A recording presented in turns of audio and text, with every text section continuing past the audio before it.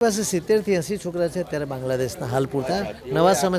હા, આપને રજૂઆત કરવા આવી હતી કે આપે સામેથી ના અમે સામેથી બોલાવ્યા એમને જાણવા માટે. વિદ્યાર્થીઓનું શું કહેવું હતું? વિદ્યાર્થીઓ અમારી જોડે ઇન્ટરેક્શન કર્યું કે અમે શું એટલે અમારે શું છે, અમે શું મદદ કરી શકીએ. અમે એમને પૂછ્યું, એમને કંઈ પૂછ્યું નહીં, પણ અમે એમને પૂછીને કે અમને તમારી કંઈ પણ મદદ હોય તો અમે તમારી જોડે છે. બધી વાત નથી થઈ, અમારી મિટિંગ હમણાં જ પતી, હવે પછી અમે વાત કરીશું.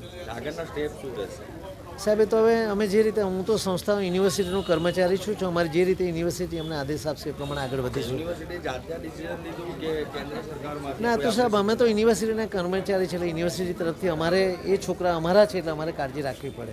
સાહેબ, આ છોકરાઓની અમે સાંજે એક મિટિંગ બોલાવી હતી. મિટિંગમાં અમે એમના પરિવારના ખબર અંતર પૂછવા માટે, એમના સ્નેહીજનોના ખબર અંતર પૂછવા માટે અમે મિટિંગ બોલાવી હતી. અને એ લોકો અહીંયા કેવું ફીલ કરે છે, એકલવાયું નહીં ફીલ કરે.